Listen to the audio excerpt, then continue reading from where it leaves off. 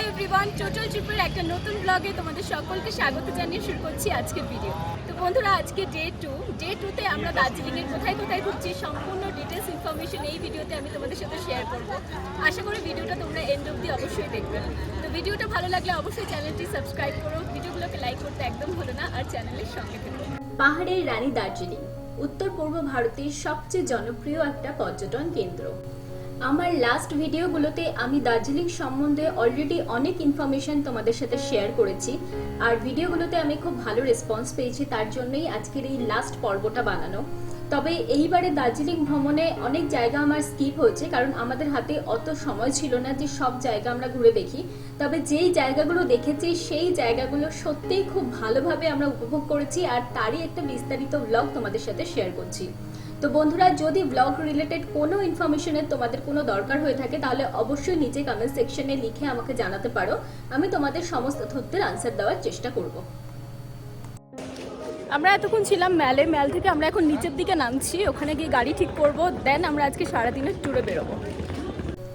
দার্জিলিংয়ে গিয়ে কেউ যদি বাজেট ট্রাভেল করতে চাও তাহলে আজকের ব্লগটা কিন্তু তাদের জন্য, কারণ আজকে আমরা করতে চলেছি সম্পূর্ণ একটা বাজেট ট্যুর। বন্ধুরা, আমি এখন আছি শেয়ার ক্যাবে, তোমরা দেখতেই পাচ্ছ শেয়ার ক্যাবে ভাড়া মাত্র 30 টাকা করে। আমরা আজকে জাস্ট লোকাল পার্সনদের মতো ঘুরবো, মানে শেয়ার ক্যাবে করে যত কাছাকাছি লোকেশন আছে সবগুলোতে যাব, আর এটা প্রচন্ড কস্ট এফেক্টিভ। আমরা কি করেছি, দুটো করে সিট এক্সট্রা নিয়ে নিয়েছি, তো খুব আরামসে আমরা একদম রিল্যাক্সে বসে বসে যাচ্ছি। টোটাল আমরা আছি 6 জন, কিন্তু আমরা সিট নিয়েছি 8 জনের। তো বন্ধুরা, আজকের আমাদের প্রথম গন্তব্যস্থল বাতাসিয়া লুপ। জাস্ট 30 টাকা ভাড়া লেগেছে শেয়ার ক্যাবে করে যাওয়ার জন্য, আর তোমাদেরকে যেরকম বলেছি অলরেডি আমরা দুটো সিট এক্সট্রা নিয়েছিলাম, তো ভীষণ কমফোর্টেবলি আমরা গেছি। আর বাতাসিয়া লুপ অবধি পৌঁছাতে জাস্ট টাইম লাগবে ওই 30 মিনিটস মতো, 30 to 40 মিনিটস, কিন্তু রাস্তায় যেহেতু অনেক জ্যাম ছিল তো আমাদের অনেকটা টাইম লেগেছিল। তবে একটা কথা বলবো, দার্জিলিং গেলে বাতাসিয়া লুপ কিন্তু অবশ্যই ঘুরে এসো, তার অনেক কারণ আছে, সব বলছি। যদি দার্জিলিংয়ে কেউ মে জুন জুলাই এই টাইমে প্ল্যান করো তাহলে বলবো হাতে অনেক টাইম নিয়ে আসবে, কারণ এখানে বিভৎস রাস্তা জ্যাম হয়। আমরা কালকে থেকে অলমোস্ট 4-5 ঘন্টা তো আমাদের জ্যামেই কেটে গেছে, তো বেটার কি তোমরা একটু হাতে টাইম নিয়ে আসবে। দার্জিলিং এবং ঘুমের মন মুগ্ধকর শহরগুলোর মধ্যে অবস্থিত বাতাসিয়া লুপ। বাতাসিয়া লুপ সত্যিই একটা বিস্ময়কর এবং একটি অনন্য অভিজ্ঞতা প্রদান করে। আপনি যখন বাগানে দাঁড়িয়ে খেলনা ট্রেনটিকে দেখতে পাবেন চারিদিক দিয়ে ঘুরছে, এবং সেই আশ্চর্যকর দৃশ্য দেখে মনে হবে যেন আপনি কোনো একটা অদ্ভুত সুন্দর জায়গায় আছেন। চতুর্দিকে বাগানে ঘেরা এবং মিডল দিয়ে একটা টয় ট্রেনের রেলওয়ে পথ, যার ওপর দিয়ে ট্রেনটা যাচ্ছে।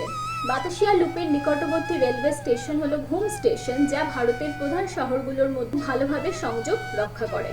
স্টেশন থেকে আপনি বাতাসিয়া লুপে পৌঁছানোর জন্য একটি ট্যাক্সি বা স্থানীয় পরিবহন নিতে পারেন, এবং এনজিপি থেকে এটা প্রায় 72 কিলোমিটার দূরত্বে অবস্থিত। আর কালকে আমরা যখন শিলিগুড়ি থেকে আসছিলাম তখন আমাদের প্রায় 5-6 ঘন্টা জ্যামেই কেটে গেছে। বাতাসিয়া লুপে গেলে আপনি দার্জিলিংয়ের প্রাকৃতিক সৌন্দর্যের বৃত্তাকার ভিউ পাবেন। চোখে পড়বে তুষার কবল হিমালয়, এবং ঘুম স্টেশন থেকে যে টয় ট্রেনটি ছাড়ে সেটি বাতাসিয়া লুপে 360 ডিগ্রি ঘুরে তারপরে যায়। বহু রকমের গাছ দিয়ে সাজানো রং বেরঙের ফুল আপনাকে সত্যি মুগ্ধ করবে।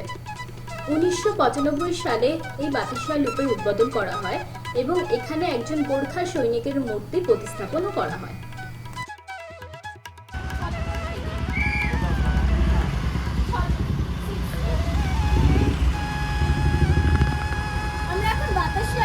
সামনে আছি, টিকিট ভাড়া হচ্ছে 50 রুপিস পার পারসন। টিকিটটা নিয়ে আমরা ভেতরে যাবো, তোমাদেরকে দেখিয়ে দেবো।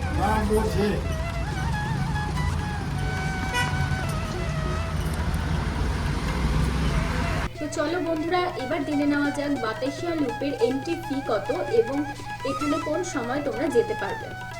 বাতাসিয়া লুপটি রবিবার সহ সপ্তাহের প্রতিদিন সকাল 6টা থেকে বিকেল 5টা অবধি খোলা থাকে, এবং দর্শনার্থীরা এখানে যেতে পারবে। এখানকার এন্ট্রি ফি 50 টাকা, এবং দর্শনার্থীরা এখানে গিয়ে শহরের আশেপাশের কাছাকাছি দেখার জন্য একটি টেলিস্কোপও ব্যবহার করতে পারে। দার্জিলিং ভ্রমণকারীদের জন্য বাতাসিয়া লুপ একটি অবশ্যই দেখার গন্তব্যস্থল। যারা আমার সাথে ইনস্টাগ্রামে কানেক্টেড আছো তারা সবাই জানো যে বাতাসিয়া লুপে গিয়ে আমি কত হাজার গুচ্ছের রিলস বানিয়েছি, প্রচুর ছবি তুলেছি, প্রচুর রিলস বানিয়েছি এবং মনের সুখে তোমরা জায়গাটাকে খুব ভালোভাবে উপভোগ করতে পারবে, কারণ এত সুন্দর একটা প্রাকৃতিক দৃশ্য আমার মনে হয় না তোমরা কোথাও গেলে পাবে। আর দার্জিলিং মানে বাঙালির তো সব থেকে প্রিয় জায়গাই বলা যায়। তো দার্জিলিংয়ে গিয়ে কিন্তু বাতাসিয়া লুপ অবশ্যই একবার হলেও ভিজিট করো, হাইলি রেকমেন্ডেড।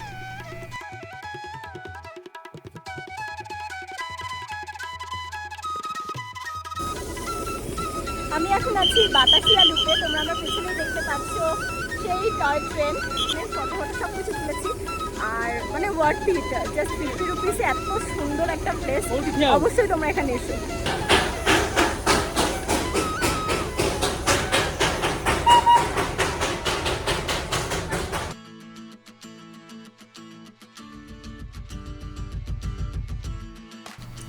তোমরা যদি দার্জিলিংয়ে গিয়ে ওখানকার অথেন্টিক জিনিসপত্র কিনতে চাও তাহলে তোমরা কিন্তু বাতাসিয়া লুপে গিয়েও কিনতে পারবে, কারণ ওখানেও না যে রেলওয়ে ট্র্যাকটা আছে তার পাশ দিয়েই প্রচুর লোকজন জিনিসপত্র নিয়ে বসে থাকে। ওখান থেকে গিয়ে তোমরা ওখানকার অথেন্টিক জিনিসগুলো পেয়ে যাবে এবং একটু বার্গেনিং করে কিনলে তোমরা অনেক সস্তাতেও পাবে। তো আমি বলবো যে দার্জিলিং যখন যাচ্ছ তাহলে ওখানকার কোনো না কোনো জিনিস অবশ্যই বাড়ির জন্য নিয়ে আসবে, তাতে তোমাদের বাড়ির লোকেরাও অনেক খুশি হবে। আর একটা জায়গায় গেলে তার একটা স্মৃতিও আনা দরকার, তাই না?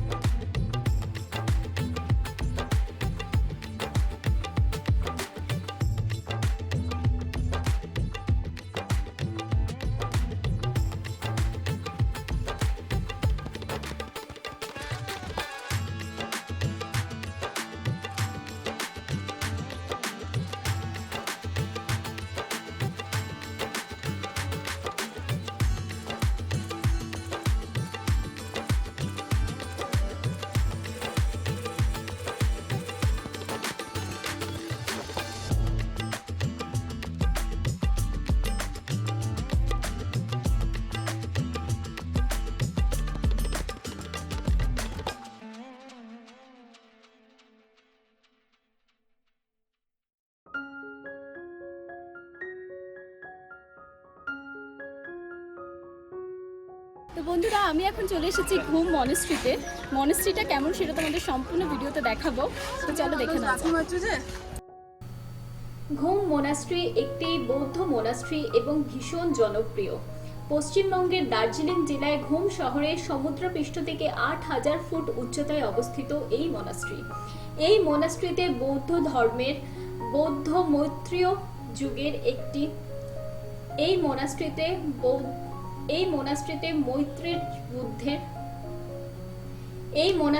মৈত্রেয় বুদ্ধের একটি 15 ফুট লম্বা মূর্তিও আছে। 1875 সালে লামা শেরাপ 1875 সালে এই মঠটি স্থাপন করা হয়। ঘুম শহরে যতগুলো মঠ আছে তার মধ্যে সবথেকে বৃহত্তম এই মনাস্ট্রি।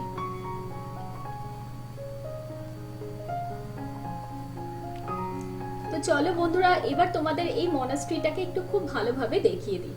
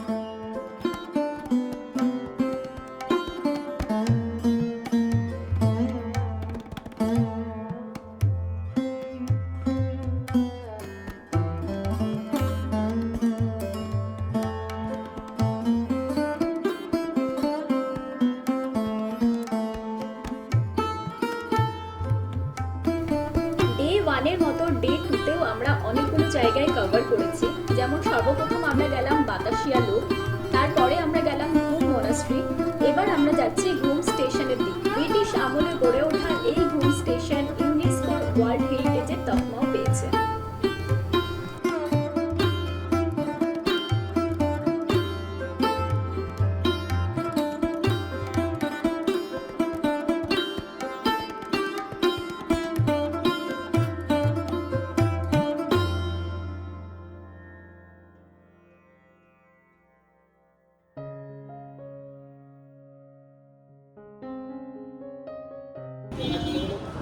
আমি এখন আছি ঘুম স্টেশনে, তোমরা দেখতেই পাচ্ছ আমার ঠিক পেছনেই আছে ঘুম স্টেশন। স্টেশনের ব্যাপারে পুরো ইনফরমেশন ভিডিওতে দেব।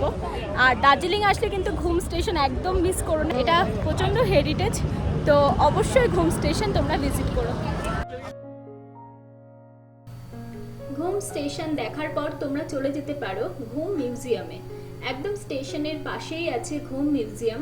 আর ঘুম মিউজিয়ামে না অনেক ছোট ছোট জিনিস খুব সুন্দরভাবে সাজানো আছে, তোমরা চাইলে সেখানেও কিছুটা টাইম স্পেন্ড করে তারপরে তোমরা ব্যাক করতে পারবে।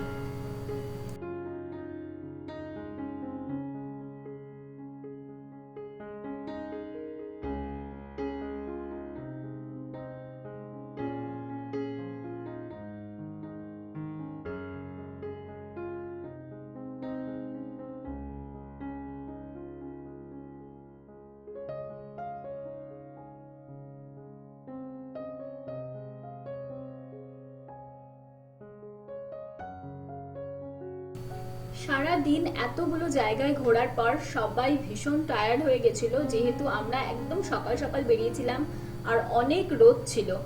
তো তারপর সবাই মিলে ডিসাইড করলাম যে আমরা এবার লাঞ্চ করে দেন আমরা আমাদের হোটেলে ব্যাক করব।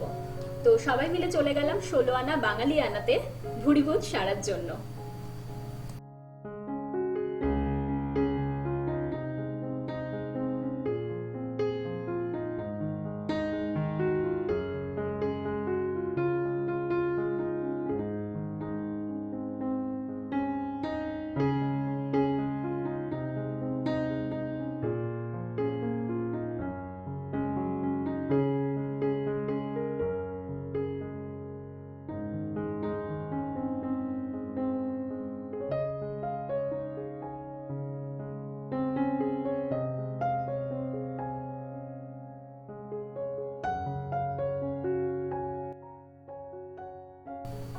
দুপুরের লাঞ্চ কমপ্লিট করে হোটেলে ফিরে জাস্ট কিছুটা সময় বিশ্রাম নিয়ে সবাই মিলে বেরিয়ে পড়লাম মহাকাল মন্দির যাওয়ার উদ্দেশ্যে।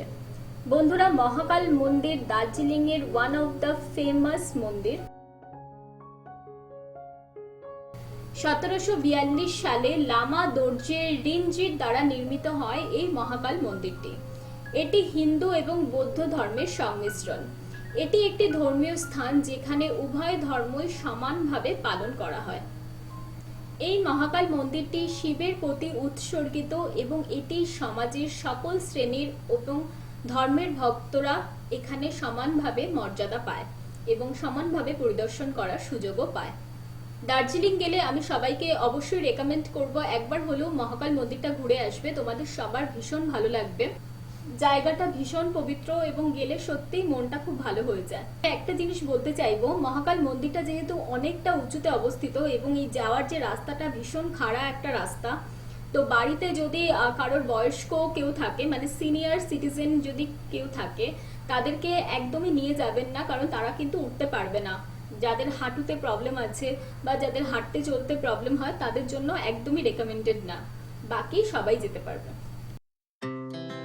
Our hearts beat to the city streets. We began to feel the fire.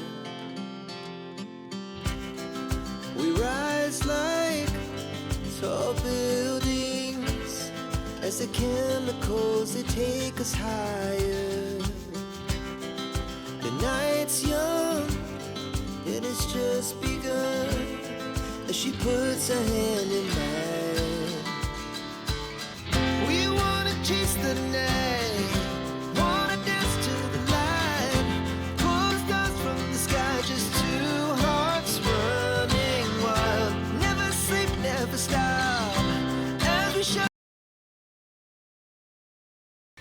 বন্ধুরা আমি এখন আছি মহাকাল মন্দিরে। মন্দিরটা উঠতে গিয়ে সিরিয়াসলি অবস্থা খুব খারাপ হয়ে গেছে, অনেক উঁচুতে, হাঁপাচ্ছি লিটারালি এখনও। বাট খুব ভালো মন্দির, তোমরা যখন আসবে মহাকাল মন্দির অবশ্যই ভিজিট করো।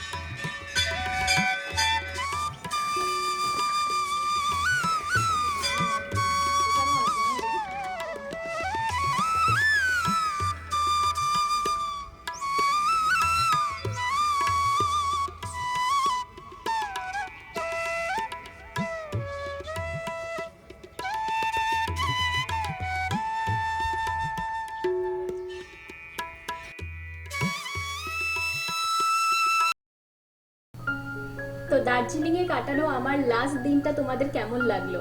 পুরো ব্লগটা তোমাদের সাথে শেয়ার করলাম, কোথায় কোথায় গেলাম, কি কি খেলাম, কি করলাম, কোথায় কোথায় ঘুরলাম, সম্পূর্ণ ডিটেলস আমি শেয়ার করে দিয়েছি। তো যারাই দার্জিলিং যাওয়ার প্ল্যান করছো, আশা করি তাদের জন্য ভীষণ উপকার হবে এই ব্লগটা। আর তোমরা ভবিষ্যতে কি ধরনের ব্লগ দেখতে চাও সেটাও আমাকে লিখে জানাতে পারো। যদি দার্জিলিং রিলেটেড কোনো কোয়ারিজ থাকে সেটাও আমাকে জানাতে পারো, আমি চেষ্টা করব সমস্ত কোয়েশ্চেনের আনসার।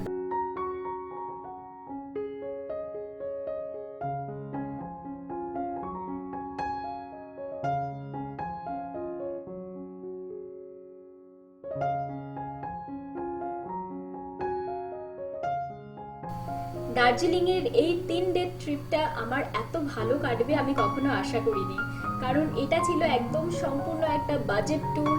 আর তার মধ্যে আমরা অনেক বন্ধু বান্ধবরা মিলে এসেছি, তো আমি এক্সপেক্ট করিনি যে এত ভালো কাটবে টাইমটা, কিন্তু আমাদের ভীষণ ভালো কেটেছে। আর যেহেতু আমাদের একটা বড় গ্রুপ ছিল ফ্রেন্ডসের, তো সবাই মিলে আনন্দ ফুর্তি করে খুব ভালোভাবে 3 দিন কাটানোর পর এখন আমাদের বাড়ি ফেরার পালা। তো বন্ধুরা, তোমাদের যদি ভিডিও রিলেটেড কোনো কোয়ারিজ থাকে তোমরা আমাকে জানাতে পারো। আর এবার আমি তোমাদেরকে বলে দিচ্ছি যে আসার সময় আমি কি কি প্রবলেম ফেস করেছি। যেহেতু আমার রুবি পরিবহনের বাস ছিল আর ইভিনিং এ ছিল টাইম, তো আমি ভাবলাম যে একটু তাড়াতাড়ি বেরোই, কারণ যেহেতু রাস্তা অনেক জ্যাম হচ্ছিল। তো আমি হাতে 3-4 ঘন্টা টাইম নিয়েই বেরিয়েছিলাম। তবে আমি টাইমের আগেই পৌঁছে গেছি। কিন্তু পৌঁছে যাওয়ার পর আমি যেটা দেখলাম, মানে রুবি পরিবহনের যে কাউন্টারটা ওরা করে রেখেছিল, ওদের ফার্স্ট অফ অল কোনো নিজস্ব কাউন্টার নেই।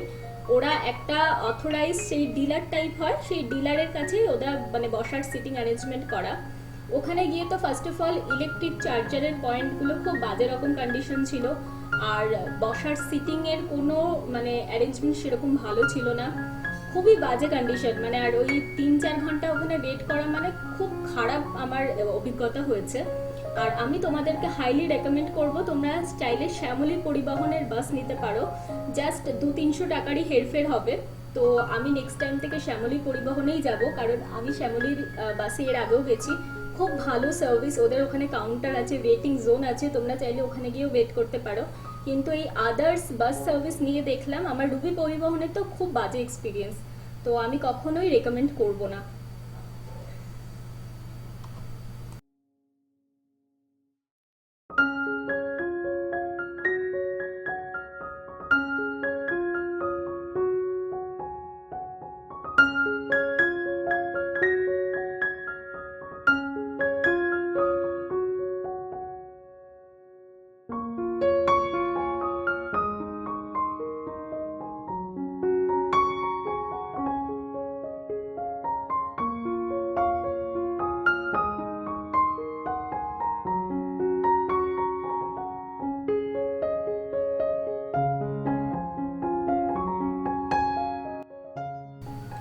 তো বন্ধুরা, আশা করি যারা যারা দার্জিলিং যাওয়ার প্ল্যান করছো, আমার দার্জিলিং এর ব্লগস ভিডিওগুলো তোমাদের নিশ্চয়ই হেল্পফুল হবে।